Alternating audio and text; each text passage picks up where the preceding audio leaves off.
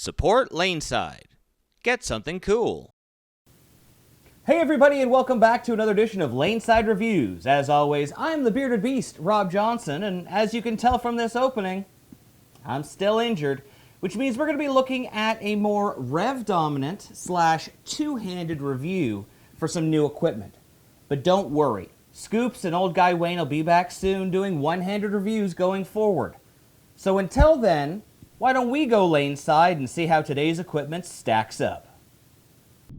Alright, welcome into the shop. As you can see on this episode, we're looking at the Deadly Rattler. Now, it's no secret how much this guy likes the Rattler. I mean, our show, we use the Rattler to compare everything two-handed that we've ever reviewed. So, when this one was announced with HK22, well, this guy got excited. So, we laid it out a little bit differently than our normal benchmark style balls. As you can see, we went with a PAL layout of 5.5 by 6.5 by 1.5, and a dual angle layout of 86 by 5.5 by 65. That's based on my PAL. Now, the reason we did this is I wanted a ball that was going to be a little cleaner through the front, but still saw the friction down lane.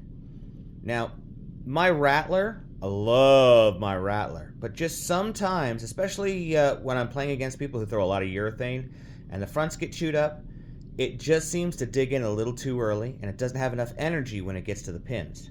Well, I think we can fix that with this little bad boy here. That HK22 is going to get this thing through all the mud in the front and still have some pop down lane without having it jerk down lane when it sees friction. But there's only one way to find out. Time to take this down to the lanes and see it two-handed. And now we find ourselves on the lanes with our resident two-hander, the Bearded Beast, and we're joined by Scoops. Hi. He's really excited for this one. And we're looking at the Radical Deadly Rattler. Oh, come on now. That didn't rattle that down. Oh, it was rattling a little bit. Now, this is the newest version of the benchmark ball from Radical. We're seeing the same core, but we've got a brand new cover stock on this. Yeah, the Hyperkinetic Pearl cover stock, but it also features the HK22 on it. So this is the HK22 makes everything better. Yeah. Now, this is kind of interesting because the original featured the Sharp cover stock, which is like the precursor. I think that's when they were trying to flush it out and make things kind of work. And they just tweaked it enough to get it to be better enough to put on everything and make everything better. So we've got new school versus old school, all HK. Ooh, wow, all strike pretty. there. Yeah. And you can see, just to make sure that we're putting apples to apples, we've got the exact same layout from our benchmark balls. So this is literally showing off exactly what the cover stock can do. And so far, it's struck pretty good. Yeah. Now, this one's got a 500, 1,000, 1,500, and compound on it. Yep. Where the original was 500, 500,000, 4,000. Yeah. With no polish. Yeah. So this even has more, a higher surface on it to try to get more distance out of it. Yeah. Which is, interesting in itself, especially with the HK that makes everything so clean through the front. Yep. So clean. And you can see with me throwing it here how clean this ball is. Whoops. Whoa. Except if I get around it. Yeah, even I throw bad shots. I don't want to admit it, but it picks up off the friction really well. Just a little.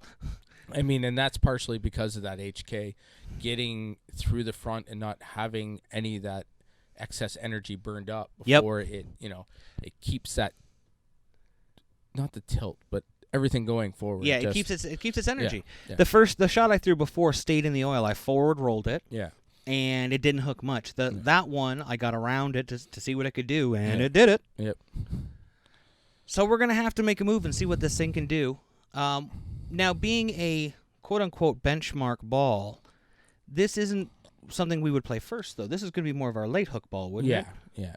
I mean, you might throw it to see what the shot is if you weren't sure, but yeah, you'd be moving into this like a little bit later on in the after your set. benchmark, when you've got defined friction. Yeah. Something that you can throw away from you. Yeah, exactly. Just get it out there and let the friction and lane do all the work for you. Yeah, not that I've ever heard anyone complain about how much the Rattler hooks. No. But, being able to get more length and more response out of it down lane, because the Rattler is fairly smooth. Yeah. That opens up the pocket. We've always said it's proven science. Yeah. The more entry angle you can get, the more possibility you have to strike. Yeah. And I mean, the bigger your pocket is, the more strikes you're going to get. 100%. If you can make your pocket, 2 or 3 boards miss either way, you're going to have a happy night. Oh, yeah. Look at that. I'm going to try to forward roll it again. Keep it in there. Oh, yeah. Right off. You keep it in the thick part of the oil. Like the oil's inside those swing markers. Yeah. Right? So if you keep it right where you threw that one, it's got to stay on the oil till it gets past 40 feet to make that move. Yeah, I'm still in my benchmarkish area. I have moved left. Yeah.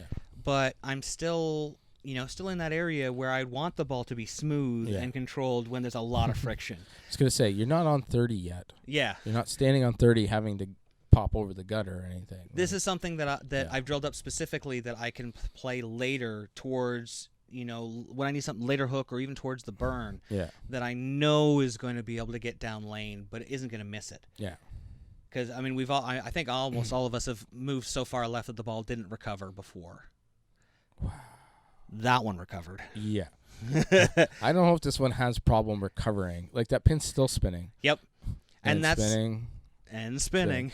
That's what you want out of that ball, though. You want it to be able to recover no matter how deep you get. I think between the two of them, you guys are going to see in a minute, but between the two of them, it's a pretty interesting combination. And there's left-handed, and you could see it was very continuous through the pins. Yeah. I do like those 030 to 035 cores. Oh, yeah. We've seen a lot of them come out with much stronger cover stocks on them and been getting some very interesting performance out of them. Now, here is my original Rattler. And you can see how smooth it is. Yeah. The only difference between these two balls is cover stock. Yeah. Period. Layout's the same, everything. Grip, hole depth, everything. It's got, both of them have dynamic core in it and everything. So just look at the difference. You can see I am 4 to 5 boards left, creating the same, if not a little bit more distance, and a much sharper shape. Sharper shape, yeah. I'll break it down a little bit more here. See a little bit slower. Can we get slower than me, though? I don't have a lot of ball speed yet.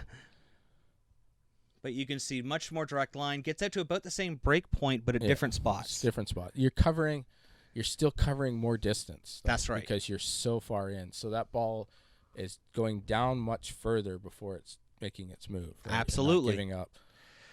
This is something that Nick tries to tell everybody. When you swing the ball, you make the ball, you leave it on the lane longer. It takes longer to get there. You're covering a longer distance. Yeah. And when I tell people to move over, sometimes I tell them to move up so it hooks sooner. So that it doesn't have the same amount of distance. Yeah. Yeah. There's so many interesting little things that you can do to change distances in this game. Here we are with the Rattler versus Deadly. And you can see. Can you see? Well, I mean, can you see? Yeah. Can you see? You can see that it started much farther left. Yeah. Got to the same break point roughly, but in different ways. Yeah, you can just see it. They kind of disappear into each other when it's time to make that strike. Turn. Yeah. When it's time to rattle its tail and strike the pins. That's my cheesy voice. Yeah, look at it though. They literally even went off the deck the same way. Spot. You can't see it after it gets that 40 feet. So that's pretty amazing. So if you need something a little bit later that hits, it's going to strike. I'm thinking Deadly Rattler. For sure.